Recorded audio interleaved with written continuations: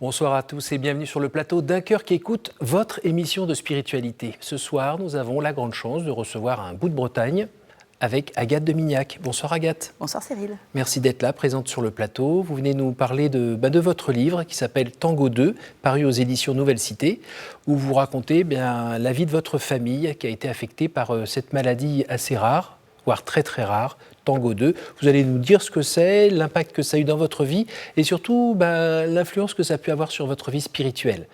Alors pour commencer, vous faites comme tout le monde ici, vous nous lisez un extrait de texte de votre choix. Très bien. Malo a un problème un peu particulier. Il est tancoprésique. Il ne retient pas ses selles. Pour les urines, il est rapidement propre, de jour comme de nuit. Mais pas les selles. C'est un souci qui nous pose des problèmes réguliers. Nicolas distille beaucoup d'humour à ce propos. De temps en temps, nous retrouvons une petite trace de couleur marron sur un mur ou sur une marche d'escalier. « Pâte à tartiner ?» me questionne Nicolas en goûtant. « Perdu » m'annonce-t-il à chaque fois avec une grimace. Je pense qu'il bluffe. Mais je ne lui pose jamais la question. C'est plus drôle. Malgré cette capacité à en rire, cela me coûte de plus en plus de devoir laver Malo. La puberté arrive. J'ai l'impression d'être une intruse vis-à-vis de mon adolescent. Il le sent. Il tente d'éviter la douche. Je le fais le plus rapidement possible, sans douceur. Nicolas prend le relais aussi souvent qu'il peut. Cette charge ne m'incombe pas à moi seul. Nicolas fait vraiment sa part. Cela me pèse tout de même. C'est avec ce poids que je me rends un jeudi soir de Semaine Sainte à la célébration de la Seine. Je suis au fond de l'église avec un enfant qui bouge beaucoup. Je ne me rappelle plus lequel. Je regarde le prêtre qui lave un des deux pieds d'un paroissien. Je trouve cette scène un brin amusante. Ils ont les pieds bien propres et ils n'en lavent qu'un seul. Je réfléchis à ce geste qui se perpétue depuis des siècles. Jésus a été le premier de la longue chaîne. Il veut nous dire quelque chose. Il veut me dire quelque chose. Lorsqu'il lave les pieds de Pierre, ceux-ci doivent être bien plus sales que ceux d'aujourd'hui. Jésus ne l'engueule pas en lui disant qu'il s'est encore sali les pieds. Pas comme moi avec Malo. Il est doux et affectueux et il nous demande de faire comme lui. Je me dis alors que l'on peut prier avec ses mains. Que moi aussi, je peux laver Malo en faisant comme Jésus. Jésus n'a pas lavé les fesses de Pierre. Mais c'est là la seule différence. Je me promets de me prendre pour Jésus la prochaine fois que je laverai Malo. Tout change. Je me mets à genoux devant cet enfant. Je considère toute sa dignité. Je le lave avec soin, avec douceur et attention. Je me connecte au divin tout en maniant mon gant de toilette. Malo est beaucoup plus détendu et ces moments deviennent des moments d'affection et de tendresse. Ces moments deviennent des prières. Mon regard a changé et toute la relation a été changée. Pour moi, le récit du lavement des pieds est le plus beau passage de l'Évangile. Aimer, cela ne doit pas être qu'un mouvement du cœur.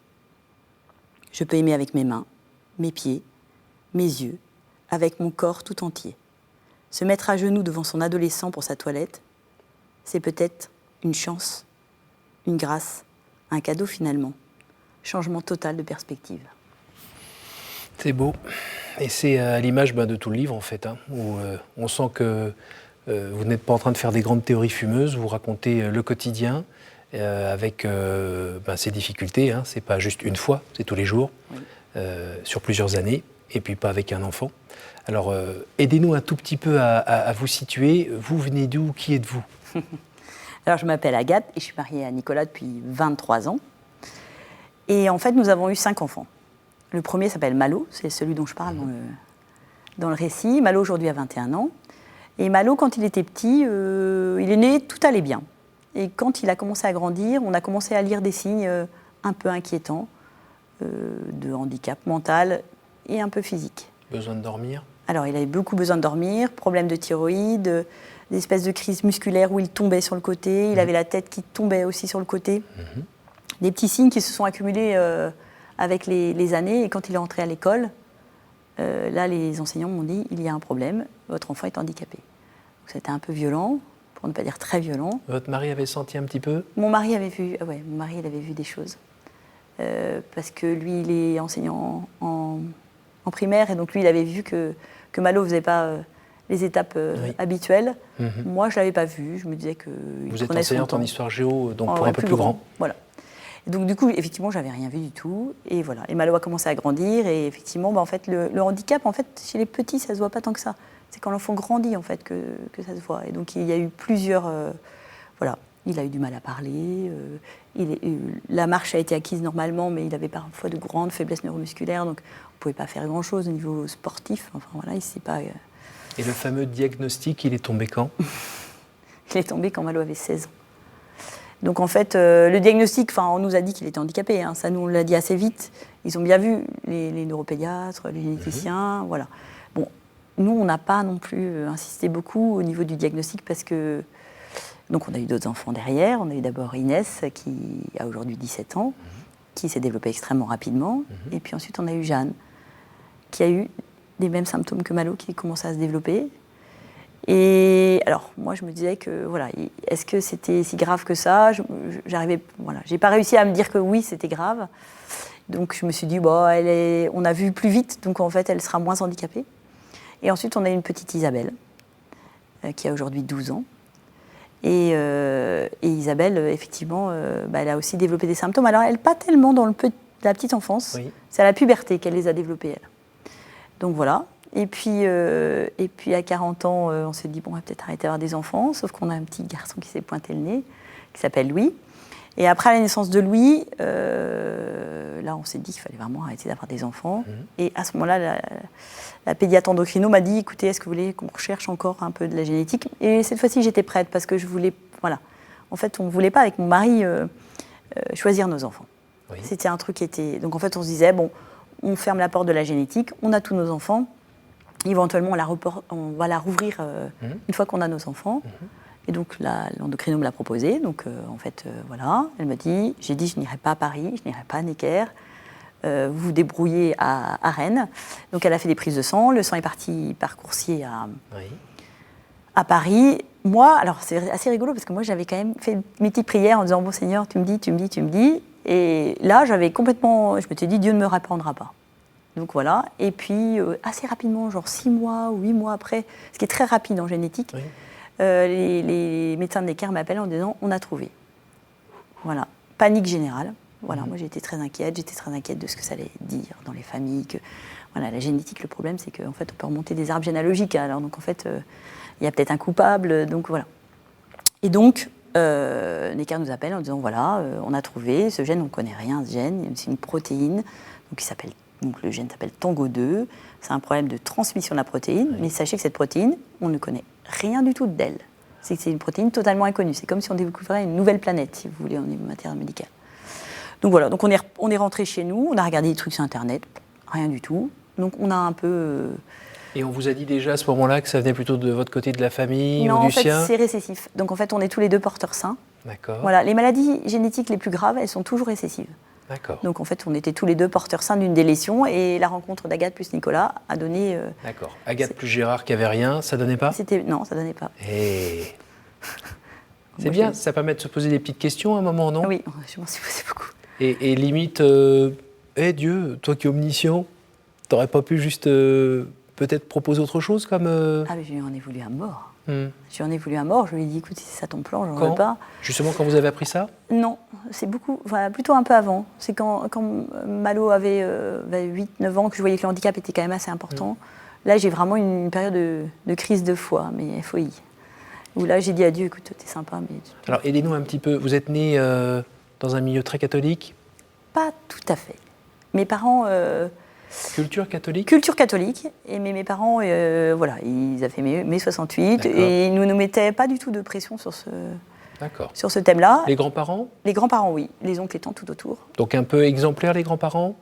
Oui. Ils ont cherché à transmettre? Non, c'est les frères de Pleuhermel, moi, qui m'ont initié au niveau de la foi. C'est les frères de Pleuhermel. J'étais dans une école des frères de Pleuhermel et en fait, moi, j'allais à la messe seule le dimanche. D'accord. Sans mes parents. Et c'est les frères de Pleuhermel qui m'attendaient. Vous avez le souvenir d'avoir un moment où vous avez, on va dire, rencontré Dieu? Un moment? Alors, j'ai toujours eu très soif de Dieu. Voilà, dans mon adolescence, je me suis même posé la question de la vie religieuse. Donc voilà, j'ai toujours une grande soif de Dieu.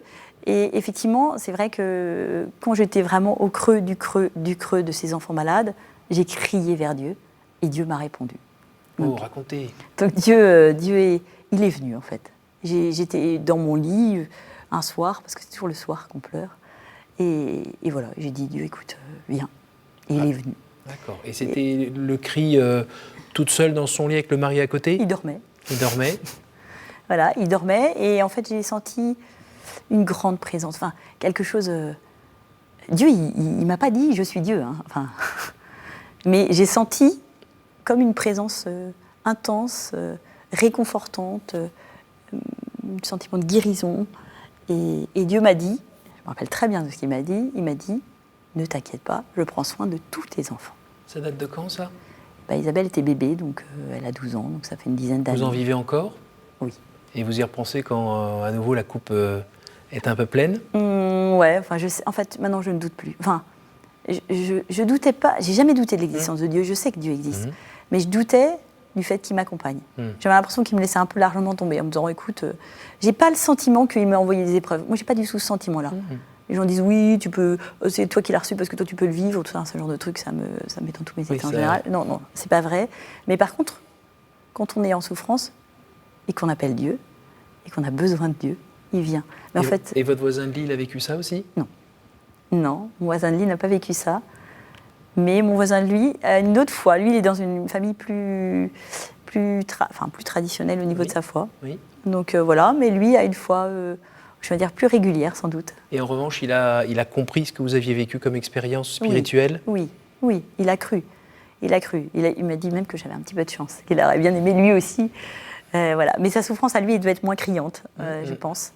Parce que je me dis que Dieu, en fait... s'adapte quand même. Non, il donne à tout le monde. Mais il faut vraiment lui laisser la place. Et en fait, quand on est en grande souffrance, Dieu vient. Il faut lui laisser une place, quoi. Alors ça, c'était il y a 12 ans.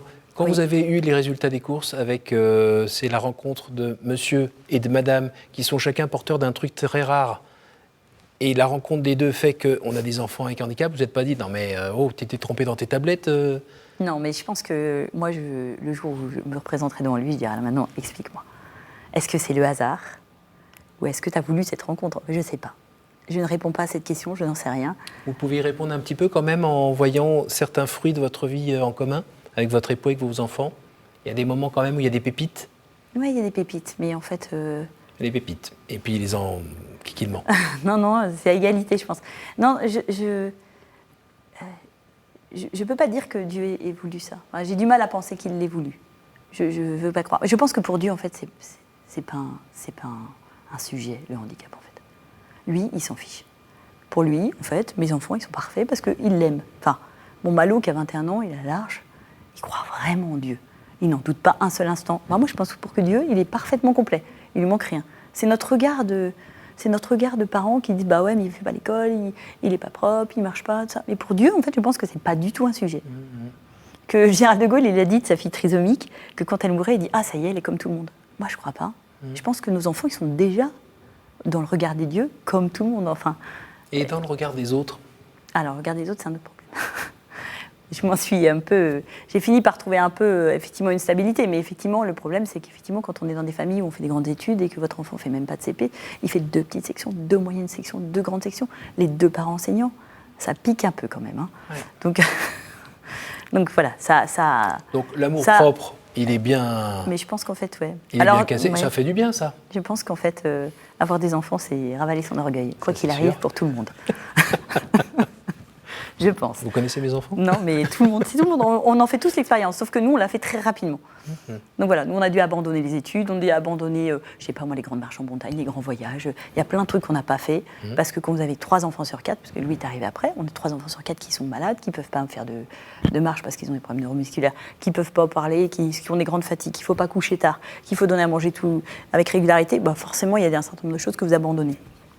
Mais je pense qu'en fait, on a gagné. On était plus rapide que beaucoup de parents, mais que tous les parents arrivent à la même conclusion à un moment. Des fois, c'est 90 ans, mais... Et dans la rue, le regard des gens dans la rue, ou la famille? Alors, la famille. La rue, j'ai pas tellement à m'en plaindre. J'ai pas tellement... Parce que vous la voyez pas, vous êtes dans votre voiture avec des vitres fumées.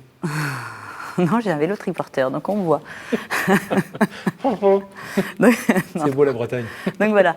Non, la famille, mais la famille, je crois qu'elle était bienveillante, mais nous, les mamans d'enfants handicapés, on est un petit peu à fleur de peau, donc en fait, on prend tout mal, en fait. Enfin, c'est-à-dire que si la personne ne vous regarde pas, voilà. elle vous ignore. C'est ça. Si elle est trop près, elle a pitié, elle fait quoi là? J'ai une de mes cousines qui a un garçon autiste qui me dit de toute façon, quand on te dit « ouais, il a fait des progrès », tu dis « bah ouais, enfin quand même c'est dur ». Et quand on dit « il n'a pas fait de progrès », tu dis « bah si quand même, il a fait des progrès ». Donc en fait, je pense que nous, les mères d'enfants handicapés, on prend un peu tout mal tout le temps. Donc voilà. Et il faut vieillir un peu, sans doute. Alors comment il faut vous parler?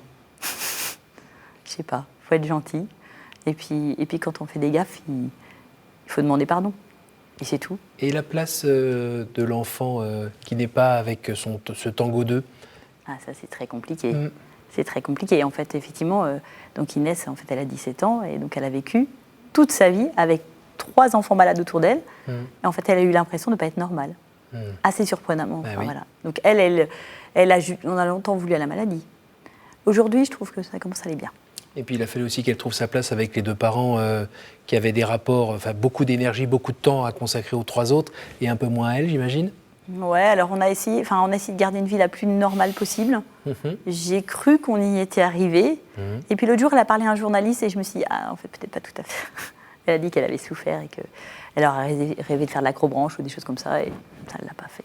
Et alors la maman qui a plein de choses à transmettre à ses élèves et à se transmettre à ses enfants, elle peut transmettre quoi? Eh bien justement, il y a un abandon là, à ce niveau-là. C'est pas pareil. En fait, ces enfants ont des problèmes de mémoire de travail, etc. Donc, en fait, quand il faut apprendre, en fait, ça demande des heures et des heures et des heures d'apprentissage. Il faut y aller et revenir. Et je dis dans le bouquin, des fois, j'ai l'impression de faire connecter les neurones à la main et que quand j'en connecte un, il y en a un autre qui se déconnecte de l'autre côté. Donc, faire les branchements moi-même. Voilà, mais je sais pas si finalement c'est le plus important aujourd'hui. Et pour Inès? Alors, Inès, elle a tout fait toute seule. Elle est allée à grande vitesse.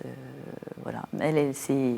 Comme souvent, d'ailleurs, les enfants qui ont un frère ou une sœur handicapée, en fait, on en a souvent un avant ou après qui va à fond les gamelles. Et donc, nous, c'est Inès. Oui. Et puis parfois qui se sont aussi un peu responsables des autres autour et qui essayent d'aider un peu les parents. Oui, alors là, elle revient d'un an aux États-Unis. On l'a envoyée un peu loin pour qu'elle décroche de cette idée-là. Mais elle a très bien décroché. Qu'est-ce que vous avez voulu dire dans ce livre? J'ai pas voulu redire des choses au départ. En fait, au départ, je l'ai écrit pour moi. J'ai écrit parce que ma petite Isabelle, donc, qui est la 3e tango 2, allait de moins en moins bien. Et j'étais effondrée. Et j'ai écrit pour me mettre ce truc à distance. En fait. Vous avez touché le fond du bocal, vous? Oui. C'est comment? Ça s'est pas trop vu. Les amis, quand ils lisent le bouquin, ils me disent « Oh, on se doutait pas ». Mais en vrai, quand vous y êtes, c'est comment? Je pleure tout le temps. Le moindre truc, et les larmes arrivent. Donc, ça sent la mort dans le coin? C'est noir, on est tout seul? Ouais, sentiment de se dire qu'en fait, on est seul au monde et que personne d'autre ne vit ce qu'on vit. Alors, personne vous comprend? Personne ne comprend. Même le mari? Ah, le mari, si. Moi, le mari, il a été... nous, au niveau de notre couple, je ne sais pas ce qui s'est passé, mais on n'a pas trop...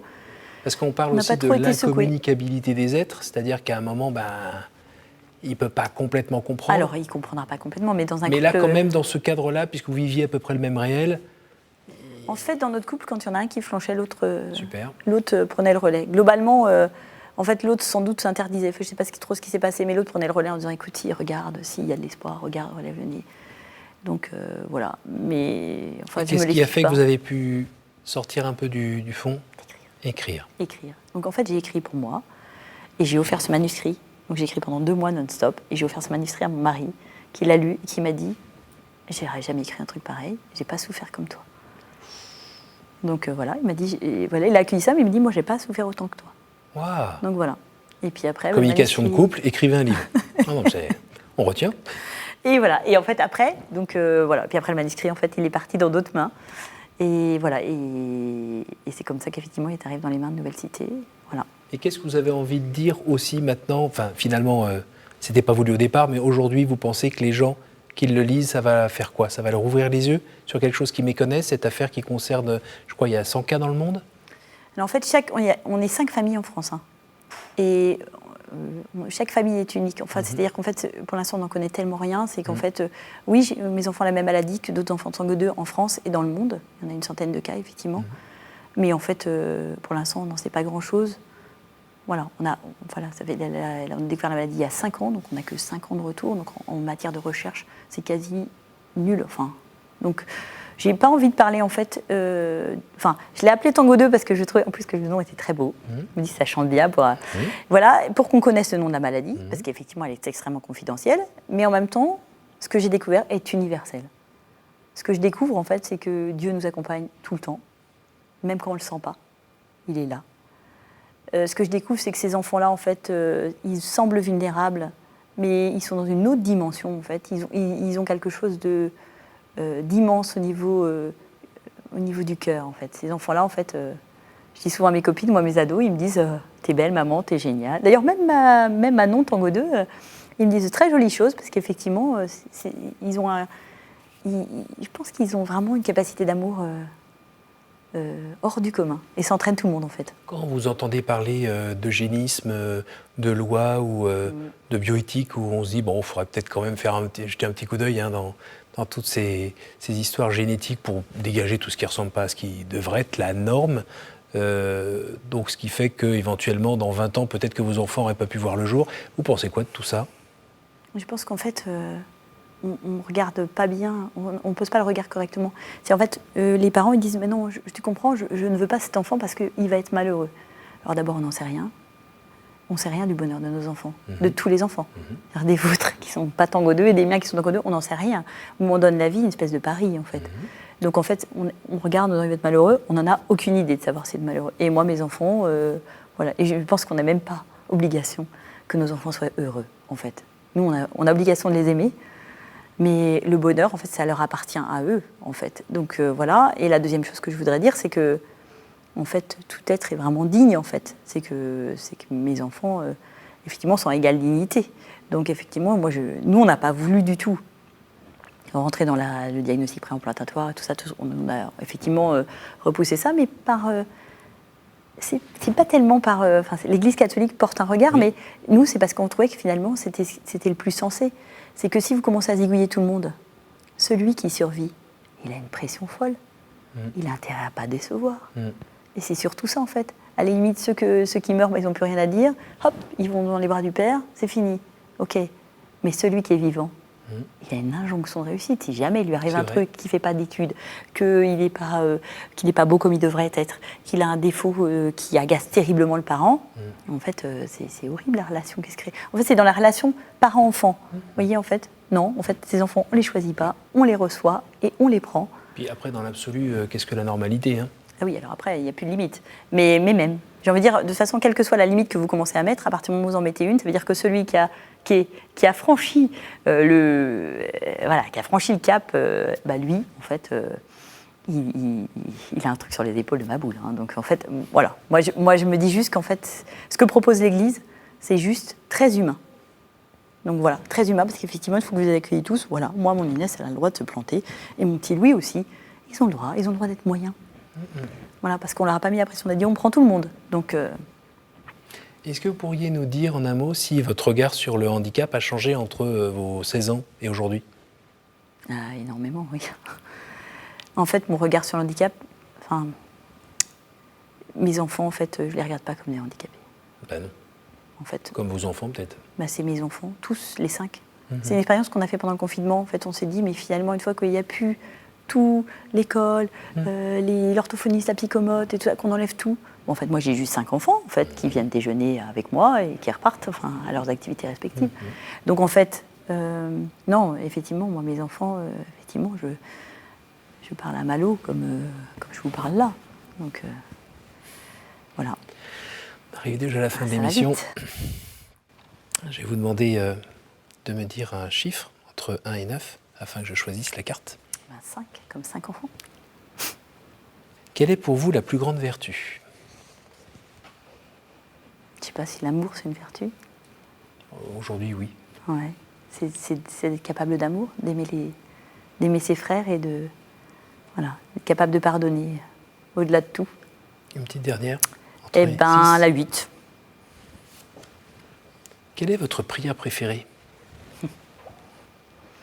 J'aime pas les prières toutes faites. Pour moi, la prière préférée, c'est quand on est en cœur à cœur avec Dieu, c'est de dire, mon Dieu, c'est le cri du croyant, c'est Seigneur, aide-moi, viens. Voilà, c'est la prière de tous les jours, c'est la prière du quotidien, c'est la prière du gant de toilette. Merci beaucoup, Agathe. Je vous en prie. Merci d'être venu. Alors vous avez un visage rayonnant, un sourire délicieux et on se dit que finalement passer toute sa vie à aimer et aimer toujours plus, surtout celui, le pauvre en fait, qui en a tant besoin, ben, ça permet finalement peut-être d'être heureuse. Peut-être bien, oui. Alors que c'est pas très logique dans le monde d'aujourd'hui. C'est pas logique. C'est pas rationnel. Non. Merci beaucoup. Je rappelle votre livre, Tango 2 aux éditions Nouvelle Cité. Ça vaut le coup de le lire. Ça ouvre les yeux. Et ça permet peut-être aussi de voir que sa vie à soi, elle est peut-être moins tragique qu'on l'imaginait. Et ça permet de regarder autrement la réalité de ce qu'on appelle le handicap ou les personnes qui ont un handicap. Merci à vous tous pour votre fidélité. Je vous invite à partager cette émission autour de vous grâce à notre site ktotv.com. Je remercie aussi la technique d'avoir réalisé cette émission et je vous donne rendez-vous la semaine prochaine.